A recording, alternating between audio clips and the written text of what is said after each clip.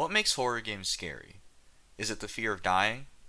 Many horror games attempt to put the player's character in mortal peril. In Five Nights at Freddy's, a game where the player plays as a security guard watching over haunted animatronics, the player has to make sure the animatronics don't sneak into the security room and kill the player.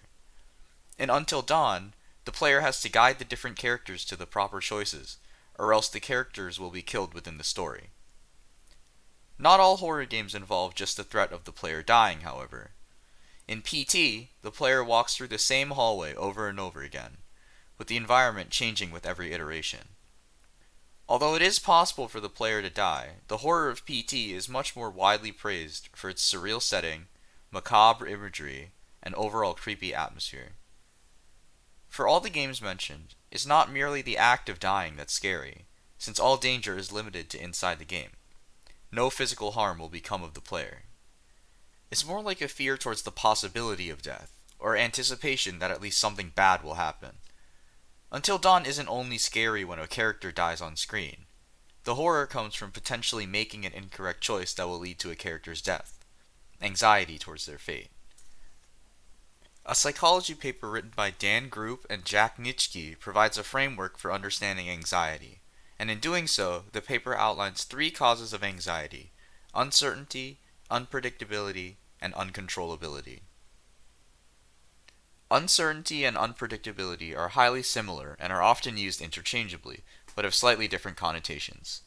Unpredictability is often used to describe aspects of the environment or features of a particular stimulus. Uncertainty is a broader, more diverse concept. In the domain of decision-making, for example, uncertainty can be decomposed into distinct levels, including sensory uncertainty, state uncertainty, rule uncertainty, and outcome uncertainty. To apply this to various types of horror, certain jump scares in games like Until Dawn or Five Nights at Freddy's lean into the unpredictability aspect more. However, the aspect of uncertainty would be present in many different areas as well as jump scares. Using Until Dawn as an example, the choice whether or not to take the safe or risky path would be an example of uncertainty. In fact, most choices the player makes takes advantage of their uncertainty to produce an immersive horror experience. The butterfly effect, which is baked into the plot and gameplay of Until Dawn, is predicated on not being able to fully know the consequences of one's actions. Boom. Butterfly effect. In a sense, unpredictability refers to how well the player can foresee a bad outcome given a clue of some sort. Uncertainty is more about how well the player understands the trajectory of events in the game in general. Uncontrollability, on the other hand, is easier to distinguish from the other two, though they are still strongly correlated with each other. Uncontrollability is present when the probability or nature of a given event remains unchanged, irrespective of any actions an individual may take. An example of this in a game would be in Five Nights at Freddy's, when the power runs out. The player has to sit there and wait until night passes, and the animatronics have free rein to approach the security room, while the player is defenseless. Something to note is that the degree of uncontrollability can vary. In Five Nights at Freddy's, even though the player is always able to survive given optimal play, the possibilities for such play are limited by the amount of power the player has to work with. These concepts of uncertainty are what cause anxiety to occur, and through this anxiety, an effective horror experience can be created. PT does this well by creating uncertainty through the same hallway constantly changing as the player walks through different iterations. An example of a horror game that takes advantage of this uncertainty well is Gone Home, a first-person exploration game wherein the player investigates items and clues in a house to piece together a story about those who live there. Within the story, the player plays as Caitlin Greenbrier, a daughter of the family who recently moved into this house. At the start of the game, the player is put in front of a house with an ominous note on the door from Sam, who the player will soon realize is Caitlin's sister. A lot happened while Caitlin was overseas, and it's up to the player to figure out what happened. Upon entering the house, the lights flicker and it seems like no one is home. Aside from a couple of lamps in the foyer, the whole house is dark and eerily quiet, except for the heavy rainstorm outside, with occasional, unpredictable thunder strikes. The act of exploring this house is somewhat unsettling.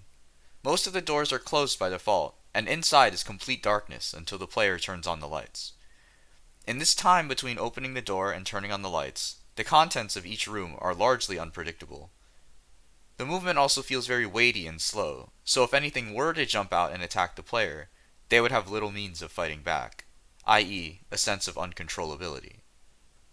I also found it somewhat difficult to aim at objects in order to inspect them, which also adds to the sense of uncontrollability.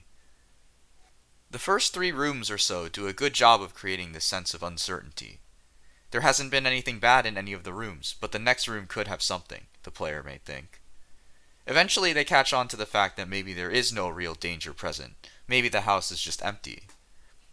However, at some point, the player will find the locked attic door, with another ominous note.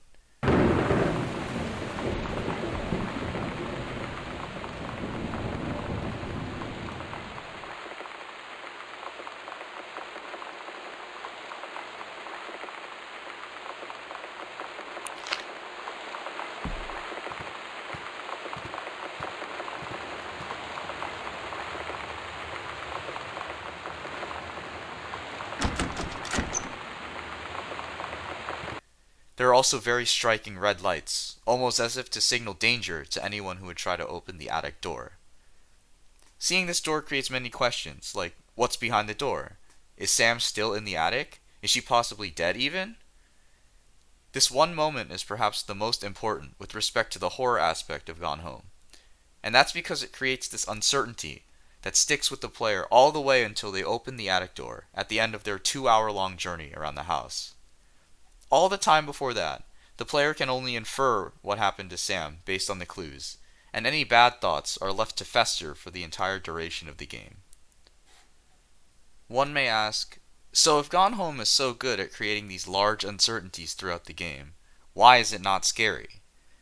To which I would reply that admittedly it was scary, and also because there are many kinds of horror. In the same way that some people handle spicy food better than others, some people are less receptive to certain types of horror compared to others.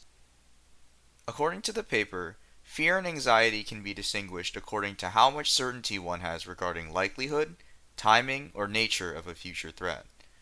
Environmental cues indicating the unambiguous presence of an immediate threat give rise to intense fearful defensive behaviors, whereas more diffuse, distal, or unpredictable threat cues produce anxious risk assessment behavior that is likely to persist until such uncertainty is resolved. Five Nights at Freddy's employs a lot of cues that represent immediate threats, like when the animatronics are right outside the door and the player turns on the lights. This is a common theme in other survival horror games as well, where the primary objective of the game is to not die. However, while playing Gone Home, there's this continuous feeling that the player never really feels like they've seen everything in the house. The attic is locked up until the very end of the game, the basement is locked for a short while, and many secret passageways open up within the walls of the house around the midpoint of the game.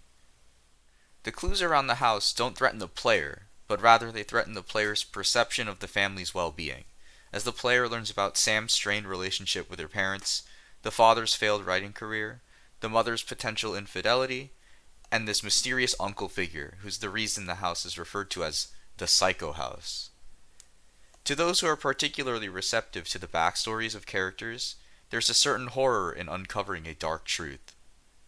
By analyzing our psychology and what causes us to feel particular emotions, we can design horror games in order to evoke such emotions. For example, there are certain fears or anxieties that typically arise from other genres. The fear of losing a tough boss battle at the very end, or fear of losing save data. This design philosophy could extend to any type of game, really. Analysis of what makes people feel satisfaction could lead to a game designed around that concept, like a whiteboard erasing simulator or something. The reverse could also be true as well. Analysis of what causes anxiety could potentially be used to create moments of intense emotion in non-horror games. An example that comes to mind would be at the end of Bravely Second, where the final boss attempts to delete your save data, and the characters break the fourth wall in order to stop it. It was an especially memorable moment in an otherwise not very memorable story, and has stuck with me even today. In a time where video game genres are constantly being bent and broken, This is another path by which developers can find ways to switch up the formula even more.